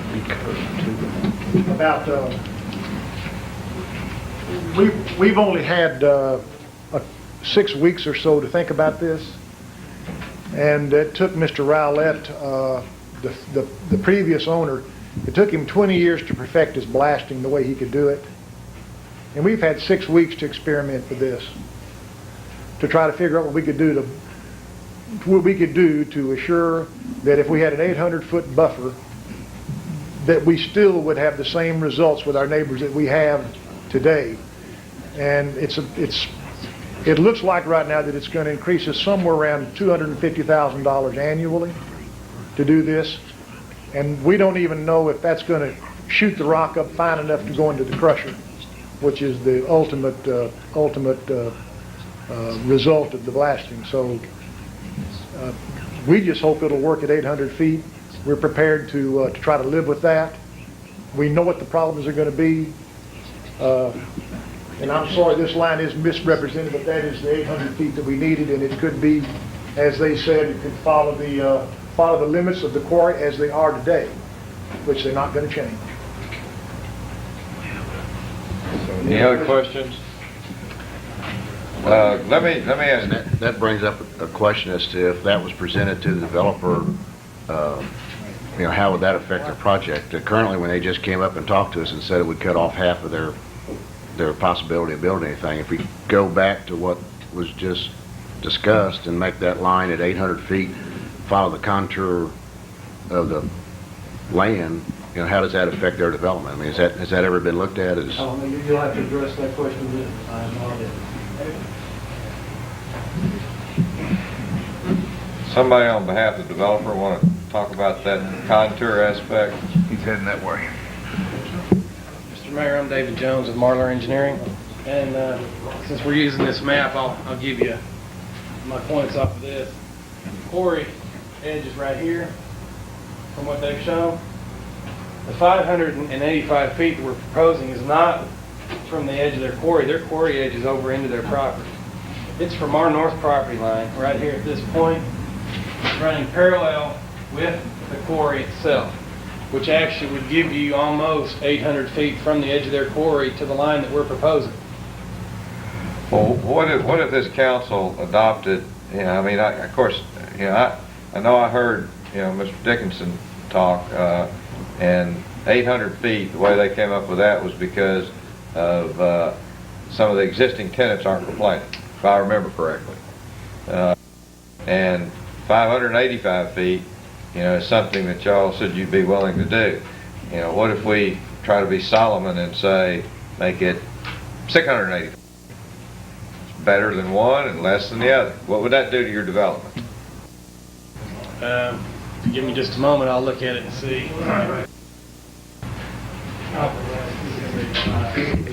Mayor, he just raised a point that I want to clear. Let's get an this. What have we added 100 feet to it? I mean, it's Well, Mayor, Are you talking about from the property line, or are you talking as No, well, I mean, 685 feet? based on what, As a well, let's parallel just go a round number. Let's say 700 feet from the edge of the property line, edge of the quarry line, like Mr. Dixon. You get from the property line or from the quarry line? The quarry line. Okay. The quarry line. Because if if I understand, Haskell, didn't you say, and we're just sort of wheeling dealing up here, didn't you say 800 feet from the quarry line? Well, I said 800 feet from the quarry line, and that is the developed quarry line. Right. If you will look at this map, you see this line here? Right. This line is going to eventually move out to about there. And what I'm talking about, the quarry line is the line of this, of the overburden. And so this rock, this is an old map, by the way. So this line is actually going to be, here's the property line, here. And this quarry now is within 150 feet of that line. So the quarry mark is really here and does this. That's the quarry.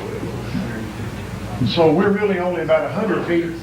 The quarry is only about 100 feet from our boundary. So when we wanted, it's about 150 feet or 200. So we said we wanted 1,000, but we gave them 150 feet to get down to 800 feet. And so the 800 feet would be from the eventual quarry line, which is a little closer to this dirt than this face here. So, Well, I just throw that out, as a thought for the council. I don't know whether it has any merit or not. I'm just stuck with the with Mr. Vestal, and 700 feet from the quarry line, I think, is pretty much the same thing in terms of what they're asking for. So, I mean, I would remind the council that they've also got an additional 50-foot. Mr. Dickinson thought that I was using that to say that that was part of a buffer, but they've got to be back 50 feet, so it adds another 50 feet in terms of buffer as well. So if this council said 700 feet from the quarry line as a buffer, and we only rezone everything that up to and except that 700 feet from the quarry line, you could move forward with your development. Yes, sir, I believe so. And that's why the line goes, 580 feet kind of goes like this. I'm sorry, more like that. And we kind of went along the quarry line thinking they can get a little bit on the buffer themselves and not extend this quarry anymore. And we can keep the zoning south of this diagonal line here, which would be 800 feet from the quarry line. Well, It would be 500 feet from the property line, same thing. Yeah, I know that on Cherry Hill, I'm some distance from it. I can sort of see it. Now I'm going to violate my own order here. There. So I know I'm far enough away because it doesn't bother me, and it's been going on for 50, 60 years. But at some point between the blast going off and where I live is too close. We're trying to, sort of be a Solomon and find out where that imaginary line is, and yet provide for the, as Alderman Height said, all of us know that is Artie's Mountain. For those of us who grew up around here, Artie Gregory used to own that mountain. In fact, his son just recently sold it to Rowlett, who sold it to George. So there's a lot of familiarity with that area out there, and so I don't know whether that would be acceptable. Maybe not. But I would suggest that, we got 585 feet, now we move it out to 700 feet, we've got it from the quarry line. I don't know. We're not at that point of addressing legislation, but let's just move on. Well, Mayor, before we move on, I just want to reaffirm that we need 800 feet. We need 800 feet from our property line. That's what we decided on. That's the only thing that we know is going to keep us in business for the next 15 years. And if you take any less than that, you'll be hearing from the residents pretty soon. Okay, so you're saying you need all the way down to where that line is? We need this 800 feet from our line, and it needs to extend where this quarry is going to end all the way around like this. And this 700 feet from our quarry is not good enough for us. You put houses within 700 feet of our quarry, and we won't last 5 years up there.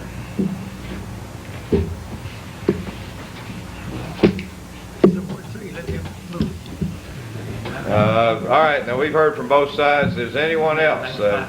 I'm sorry. The microphone's open. This is for anybody else. All right, can you identify yourself? Yes, Mayor Hayes, members of the council, my name is Randy Frazier. As my compatriots, Mr. Gilly and Mr. Stodola, I'm one of those that gets paid by the word spoken or the time spent, but I'll try to be brief, I promise. Who you represent? I represent Richardson Properties, excuse me. Richardson Properties has been a significant party in developing Maumelle Boulevard over a number of years. Keith Richardson is here in attendance tonight with R.B. Smith, his partner. Also, you heard references to Ernie Peters and the traffic study.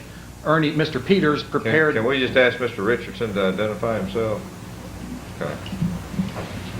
Ernie Peters is here also. Ernie prepared the traffic study that you heard mentioned previously in this discussion. I'll try to make our positions brief, but it involves issues that this council has not heard, even though the quarry issues we understand are very important. What I'd like to show you is a picture taken 2 weeks ago on the way to this meeting when it was originally scheduled and heard or read twice of the traffic on Maumelle Boulevard taken from Vestal Road. And I just ask you to take those, pass them around.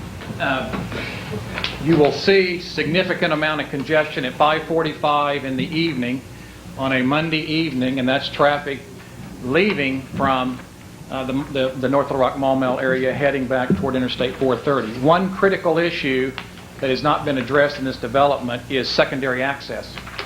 You know, if secondary access is granted somewhere, either toward I-40 or I-430, Counts Massey Road, the objection regarding the traffic would virtually go away.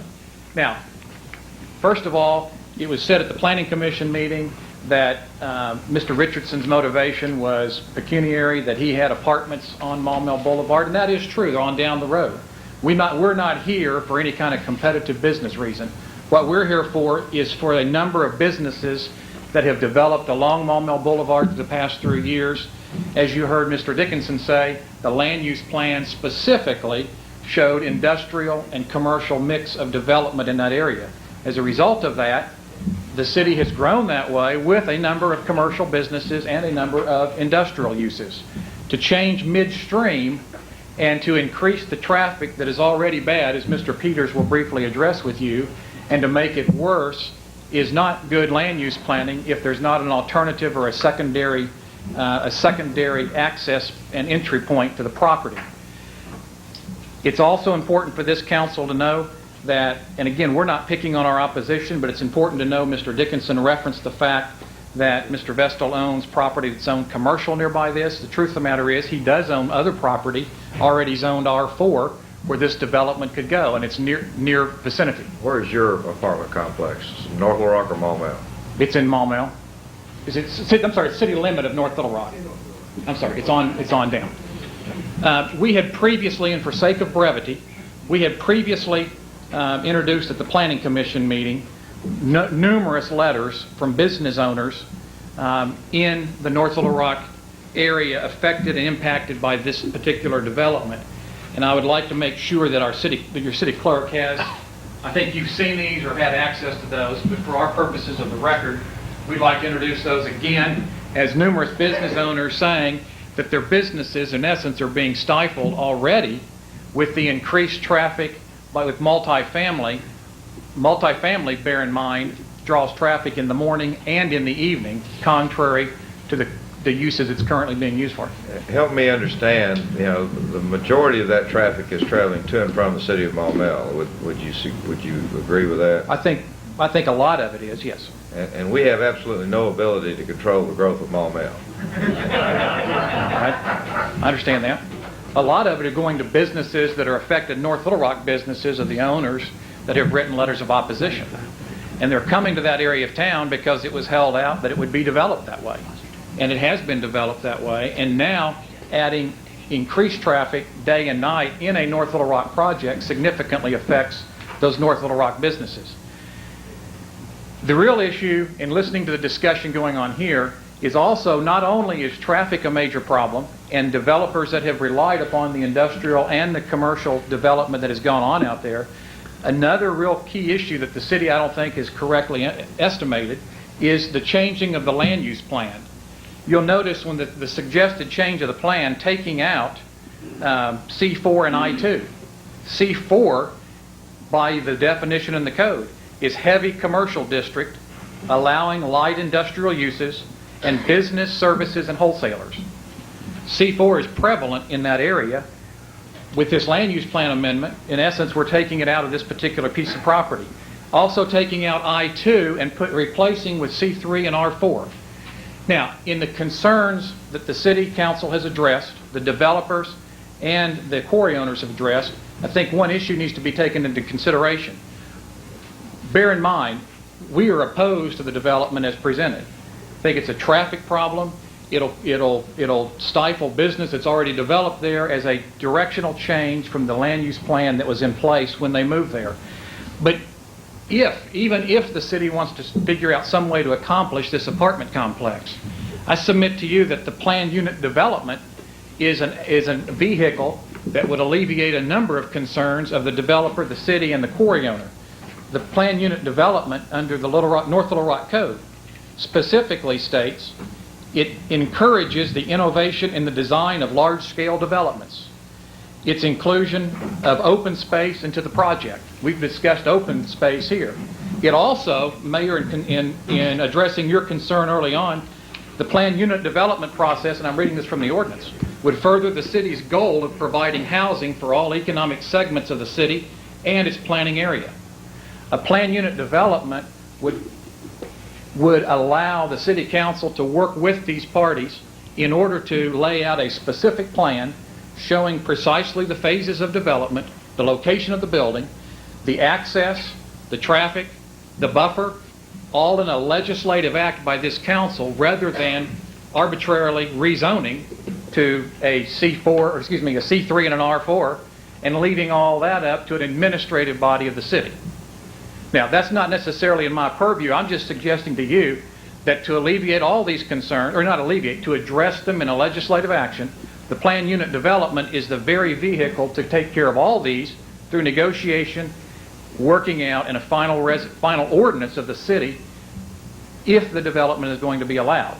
I suggest that. I want to make sure it's clear that our opposition is still, we think this is a misplaced development, that there is other R4 property already nearby that can be developed by right for this apartment complex, and that we're creating a traffic hazard, a traffic problem, if the development is allowed without secondary access. I'd like Mr. Peters to briefly address the traffic issues from a technical standpoint and his traffic study that you all have heard about before. We're spending a lot of time on this, so we'll be happy to hear Mr. Peters. We're going to ask everyone to just move along as quickly as we can. I will be, at least, I'm extremely sensitive to the quarry being here, and we certainly appreciate, Mr. Richards' development, but I will be very frank with you. Until we can limit the size of Maumelle, I don't see why we ought to limit the size of traffic aspects that will access that road from North Little Rock.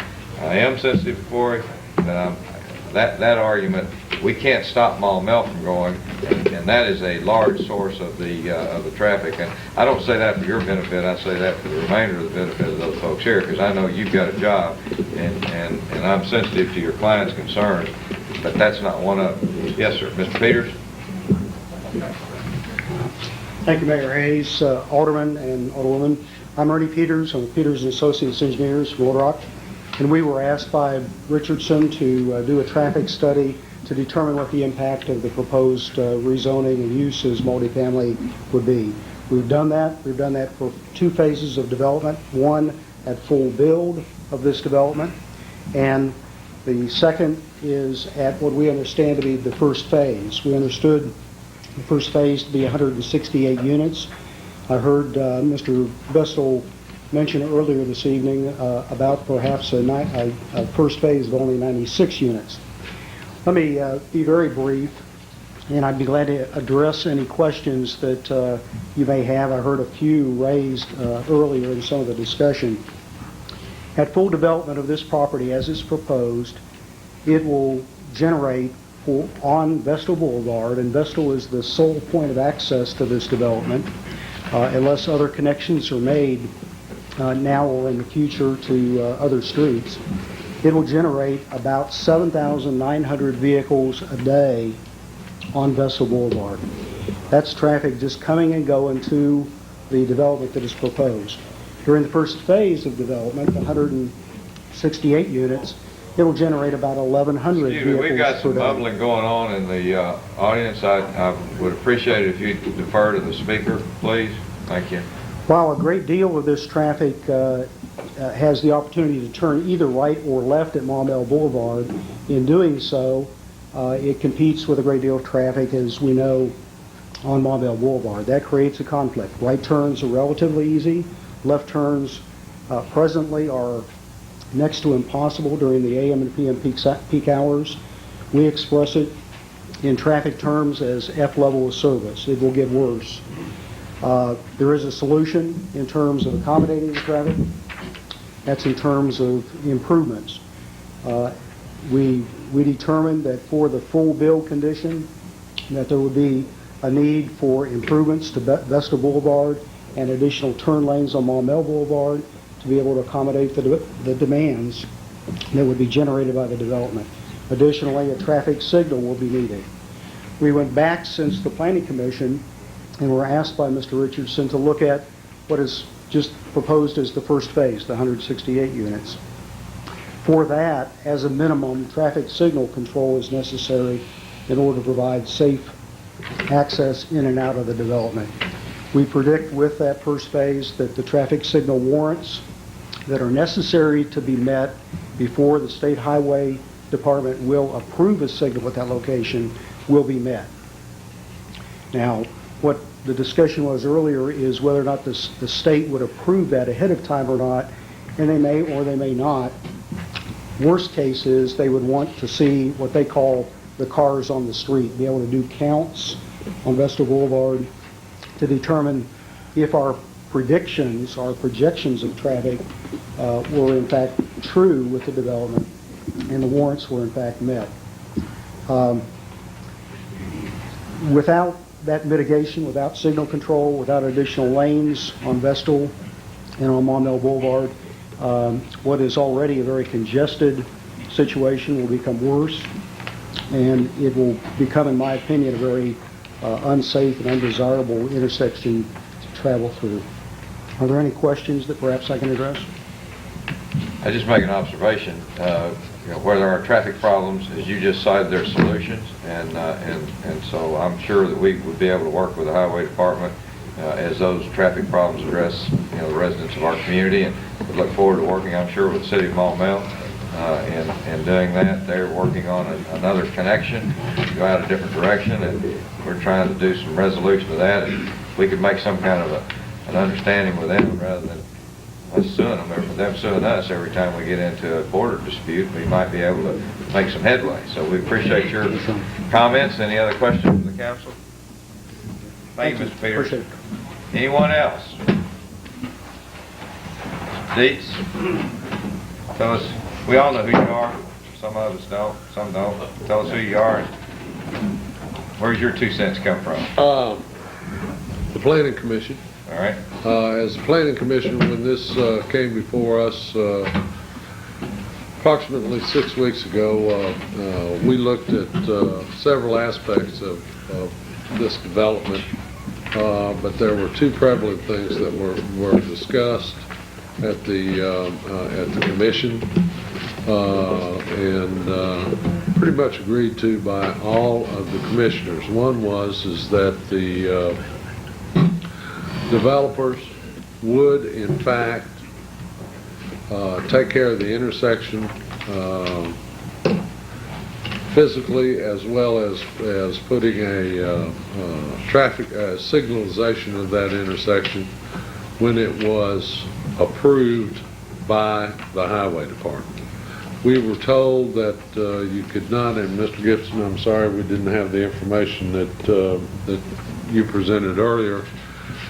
We were told, I believe by Mr. Peters, that it had to be approved by the Highway Department, since the Maumelle Boulevard, of course, is Highway 100.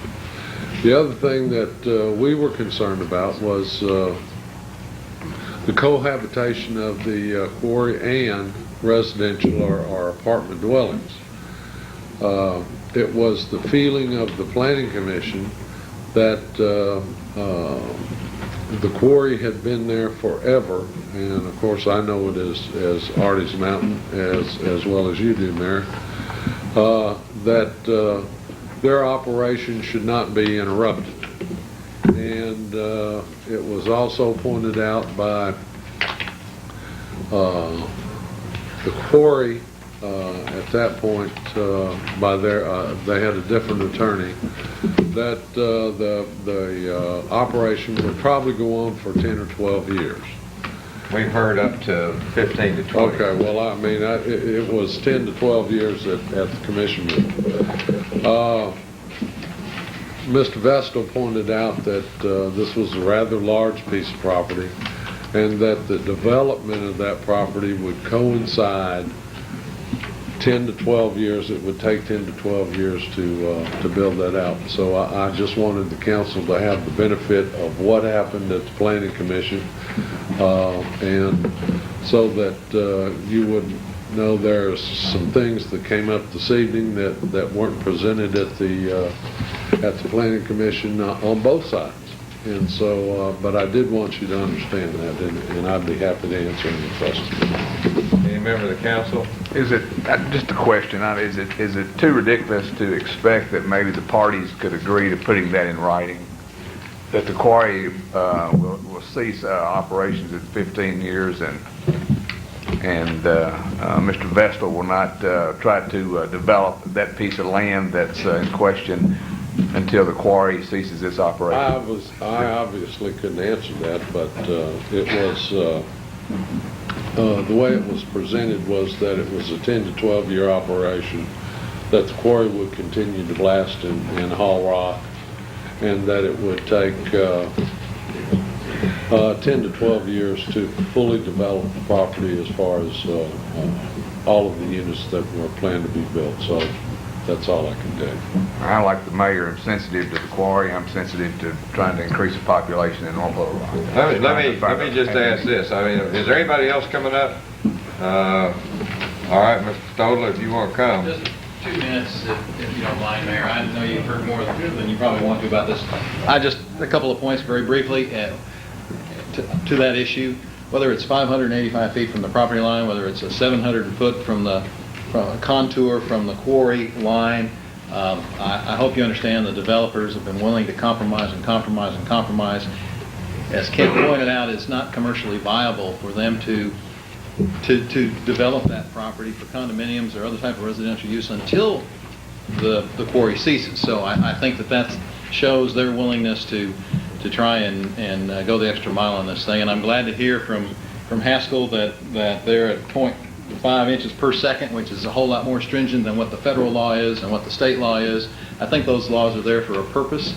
I think that, engineers smarter than anybody in this room came up with those to make sure that people's property didn't get harmed. And so with that, I would ask the council to consider our willingness to compromise. We appreciate that, and I'm going to adjourn this public hearing at this point and remind, of course, the council knows that I can't propose any amendments. It appears that Can we take about a 3-minute break and get a glass of water? Just as soon as I finish my little... Well, that may take until 9:30. Well, it might very well. But as long as I got this, I'm going to pound it. As it appears to me that we are somewhere between 800 feet along the contour lines of the extended quarry operation and 700 feet between the extended lines of the quarry operation, based on what I understood, both sides to say. So with that, I hope the council can come up with a proposal that we can move forward with. With that, we'll take a 3-minute recess. The council, as I see it, interested in somewhere between 700 and 800 feet along the contour lines of the extended quarry. Now, that's I see it, but maybe different. Help me understand the relationship of the land use plan that we need to address as it applies to this issue, because that's what we've been talking about for an hour and a half. The land use plan currently shows light industrial and commercial in that area. We're talking about this area here. All right. And the proposal is to go to C3 and then R4. All right. Put that in layman's terms. allow clean Commercial. commercial along Vestal, office and light retail, and then apartments behind that. To allow it? Rezoning would allow apartments. I understand the rezone would, but help me with the land use plan as it relates to the rezone. This is the existing as we have adopted today. All right. This is the proposed as presented and approved by the Planning Commission. It of course picks up other changes in the area that have happened. The land use plan was last approved around '92, and in several cases we've already gone against the plan, but we're dealing in this area here. All right, so you're proposing that we change it from light industrial to what? To multifamily and light commercial along the boulevard. But that's just only on that portion. But it's also changing single family up there. Here. There, Adding this that's single in family. effect now. I mean, that they're going in and building those things now. We approved the de-annexation of this area. There's a phased proposal for these areas to go single family. We have approved multifamily here. We've approved multifamily in this area. So there's several areas that the city's already approved zoning that is not supported by its plan. I understand, but We're so... dealing in this area, but we also have the whole I plan. understand. Now, let me just ask this question. If the council should adopt this without amendment, this 0539, that still would not, any construction of apartments would still be required with the second piece of legislation. That's correct. Land use plan is not zoning. It's just your goals for the area. Where's the quarry? Quarry is here. Right in the middle of all that. It's right here. So you got single family on this side of it. And it's a circle about in And this area. where is the Vestal project on that map? This is the Vestal project. Okay. Any other questions by any member of the council? All right, thank you, Robert. I would suggest, Ms. Whitby, that, whose legislation is that?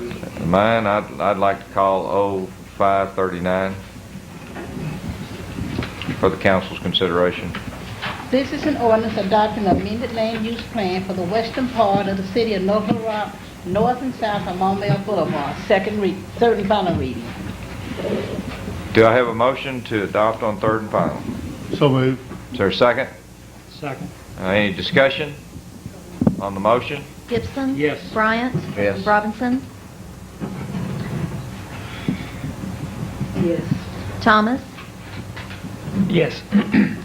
Barry? Yes. Height? This is on the land use, right? All right. Yes. Yes. And Witcher? Yes. On the emergency, Gibson? Yes. Bryant? Yes. Robinson? Yes. Thomas? No. Barry?